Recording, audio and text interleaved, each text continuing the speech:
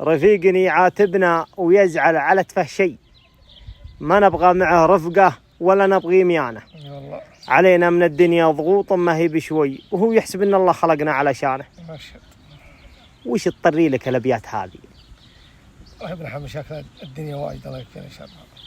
في واحد زمان ايه من اول يوم هو جاني والله انه ودي في مخيلتي انه يبي فريش يحط سبت تحتي على الارض. والله هو اكبر. حتى لما سافرت متان اني تضايق وجه الله ويحن حنين ولا يفصل جواله، ويا ما اعطيته من الفلوس لين عجز.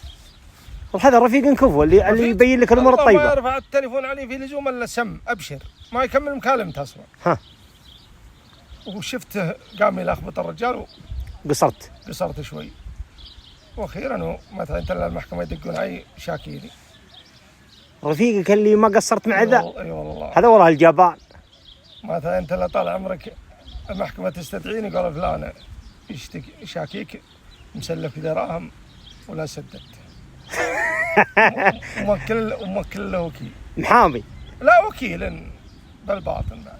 ها حضرت الجلسه الاولى قلت خليه يثبت، وعطانا الشيخ مولد ثاني وينحاش على وجه اليوم قدام، وعلم ابوي الله يرحمه في القصه قال انا طالب كل تتركه خله ما دام واقفه لا تعارض. ليتك والله اخذت رد اعتبار. لا اخذت رد اعتبار ولا انا عارف ان قيمه نفسي وش اروح احط الرد الجاهل له. طيب عقبها قبلك؟ ايه قابلني هجرني. هذا في اي قانون ذا؟ والله انا ما ادري. هذا والله انسان والله ما جاء مني مثقال ذره. الحين مقدره وموجبه وتعطيه. والله ما جاء مني الا كل علم الغانم. وجاء منها الردى واللعانه. والله ان هذه كلها اللي جت منها ولا علي منها.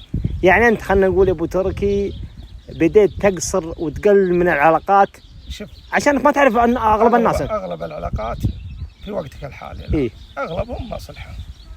الاغلبيه خلنا نقول 90%. لا والله 80% اغلبهم مصلحه. ولا والله في رجال طال عمرك والله لو تبى مليون ريال الحين بالتليفون اللي اجيبها لك. طيب السؤال، انا كيف اعرف صديقي اللي ما هو بخايني مثل صديقي ذا؟ خليك حذر وبس. زبدت الكلام. يعني ما هو لونه نفس لون الصديقه الطيب. ايه نفسه يجيك اوه يا رجال شيء يسكت بس. هذا والله اللي ما لهم علاج. يلبس ثوب البراءه. فينا شر. اي والله.